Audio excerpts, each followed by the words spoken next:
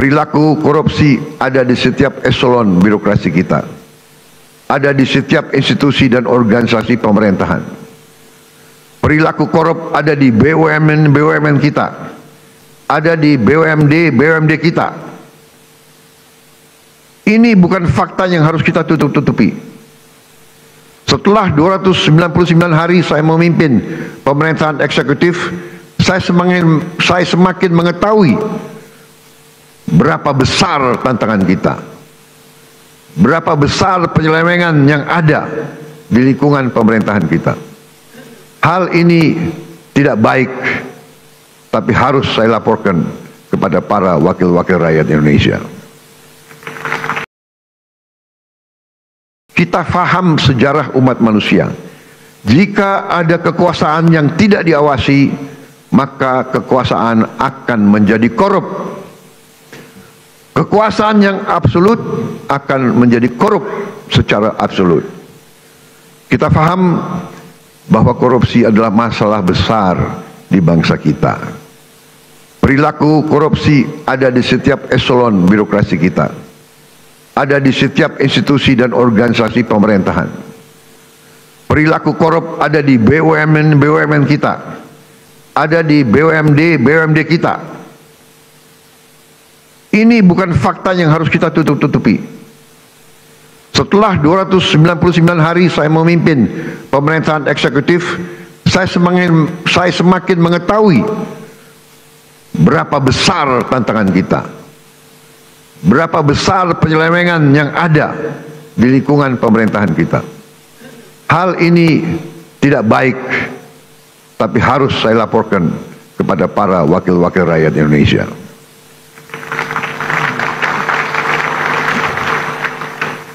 Dalam pidato pelantikan saya di sini, saya sampaikan bangsa Indonesia harus berani melihat kekurangan-kekurangan sendiri, harus berani melihat kesalahan-kesalahan kita sendiri, harus berani melihat penyakit-penyakit yang ada di tubuh kita, agar kita bisa perbaiki kekurangan-kekurangan tersebut. Tanpa mau mengakui, tidak mungkin kita mampu memperbaiki. Saya disumpah untuk melaksanakan perintah Undang-Undang Dasar Republik kita. Karena itu saya tidak ada pilihan lain selain memimpin upaya pemberantasan korupsi dan penyelewengan di semua lembaga eksekutif dan pemerintah. Itulah sebabnya pada awal tahun 2025 ini kami telah identifikasi dan telah selamatkan 300 triliun rupiah dari APBN yang kami lihat rawan diselewengkan. Di antaranya anggaran perjalanan dinas luar dan dalam negeri yang begitu besar, anggaran alat tulis kantor yang begitu besar, dan berbagai anggaran yang selama ini jadi sumber korupsi dan sumber bacaan. Efisiensi ini diperintah oleh Undang-Undang Dasar kita, yaitu ayat 4 pasal 33 Undang-Undang Dasar Negara Republik Indonesia. 300 triliun rupiah kami geser untuk hal-hal yang lebih produktif dan langsung bisa dirasakan rakyat banyak. Majelis yang terhormat, sebagai Presiden Republik Indonesia, saya bertanggung jawab atas pemerintahan eksekutif. Saya berkewajiban menegakkan hukum demi keselamatan bangsa. Saat ini kita menghadapi realita terjadi kebocoran kekayaan negara kita dalam skala yang sangat besar. Kita mengalami suatu kondisi yang saya sebut net outflow of national wealth. Janganlah kita menghabiskan tenaga kita untuk mencari siapa yang salah. Kita tidak ada waktu. Kita tidak punya cukup energi untuk mencari kesalahan orang. Pemerintah yang saya pimpin harus memusatkan diri untuk mencari solusi yang tepat dan cepat atas masalah pokok ini. ibarat sebuah badan. Kalau darahnya terus mengalir keluar, maka pada suatu titik badan itu akan mati. Kalau mengalirnya kekayaan kita ke luar negeri, kita biarkan terus-menerus, kita berpotensi jadi negara gagal. Karena itu saya berkewajiban untuk mengambil langkah-langkah yang perlu, walaupun itu sulit dan juga tidak populer bagi pihak-pihak tertentu. Saya harus mengambil langkah-langkah untuk menyelamatkan kekayaan negara agar bisa digunakan untuk kepentingan bangsa kita di hari ini dan di hari esok, untuk kepentingan generasi sekarang dan generasi mendatang. Terus terang saya katakan di sini di hadapan saudara-saudara sekalian, kalau kita konsekuen menjalankan apa yang telah dibuat oleh para pendiri bangsa kita, oleh Bung Karno, Bung Hatta, Bung Syahrir, Haji Agus Salim, tokoh-tokoh generasi 45, yaitu rancang bangun, blueprint negara, bagaimana negara harus dijalankan, yang semua sudah tertuang dalam Undang-Undang Dasar 1945. Saya yakin bangsa kita akan selamat. Undang-Undang Dasar 1945 harus kita pelajari.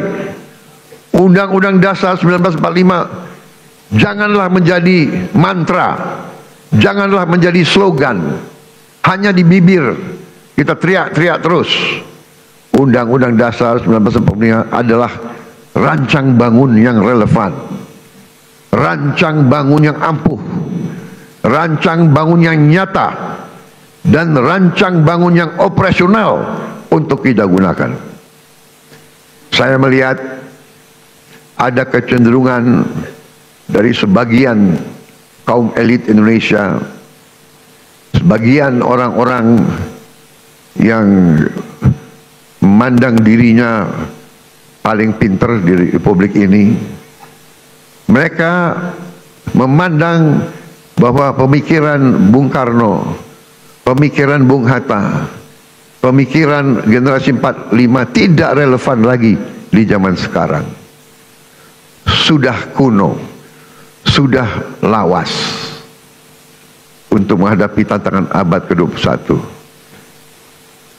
Menurut hemat saya, pemikiran tersebut adalah keliru. Generasi 45, generasinya Bung Karno, Bung Hatta, Syahrir, semua tokoh-tokoh itu adalah generasi yang mengalami penjajahan. Mereka mengalami imperialisme. Mereka sadar dan mereka merasakan, melihat bahwa kekayaan Indonesia diangkut ratusan tahun keluar dari Nusantara ini. Karena itu mereka menyusun rancang bangun. Mereka buat dokumen yang tidak terlalu panjang, tapi sangat eksplisit menjelaskan bagaimana kita harus laksanakan ekonomi kita dan demokrasi kita. Saya berkeyakinan apabila kita jalankan rancang bangun yang sudah dibuat oleh para pendahulu kita, kita akan jadi negara yang kuat. Saudara-saudara sekalian, kekuatan suatu negara terletak bagaimana negara itu bisa menguasai dan mengelola kekayaan. Karena itu kita harus berani koreksi apabila kita telah mengambil langkah yang keliru. Sungguh aneh, negara dengan produksi kelapa sawit terbesar di dunia pernah mengalami kelangkaan minyak goreng. Ini aneh sekali, tidak masuk di akal sehat. Dan ternyata memang itu ternyata adalah permainan manipulasi yang tadi sudah disinggung oleh Ketua DPR, yang saya beri nama Serakah Nomex.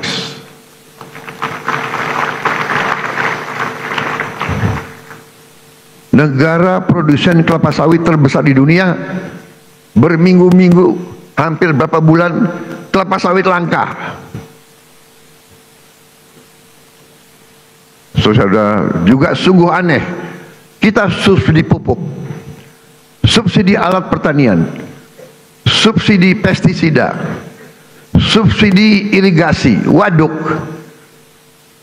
kita subsidi beras, tapi harga pangan kadang-kadang tidak terjangkau oleh sebagian rakyat kita.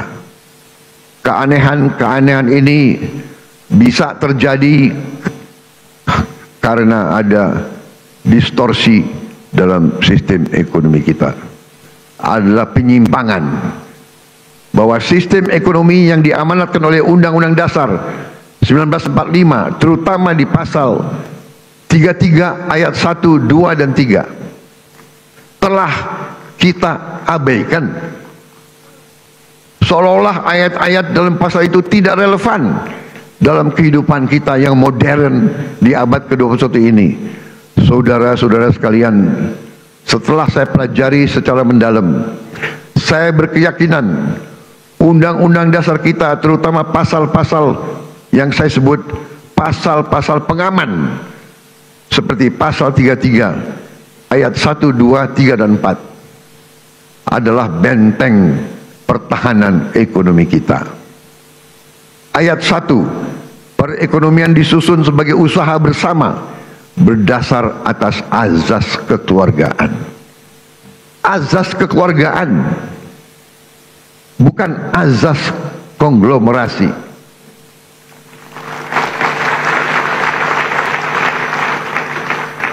Cabang-cabang produksi yang penting bagi negara dan yang menguasai hajat hidup orang banyak dikuasai oleh negara. Saudara-saudara sekalian, saya ingin bertanya, apakah beras itu penting bagi negara atau tidak? Menguasai atau tidak hajat hidup orang banyak? Apakah penggilingan padi itu penting bagi negara? Apakah penggilingan padi itu hajat hidup orang banyak? Tapi ada sementara, tidak semua, saya harus fair, ada sementara pengusaha-pengusaha yang justru memanfaatkan kekuatan mereka, kekuatan modal mereka untuk dominasi dan manipulasi kehidupan rakyat, dan ini tidak bisa kita terima. Ayat 3, bumi dan air dan kekayaan alam yang terkandung di dalamnya dikuasai oleh negara dan dipergunakan untuk sebesar-besar kemakmuran rakyat. Saudara-saudara, ayat 4, perekonomian nasional diselenggarakan berdasar atas demokrasi ekonomi dengan prinsip kebersamaan, efisiensi, berkeadilan. Jadi efisiensi ini perintah Undang-Undang Dasar. Tapi ada yang demo lawan efisiensi. Berwawasan lingkungan, kemandirian, serta dengan menjaga keseimbangan kemajuan dan kesatuan ekonomi nasional.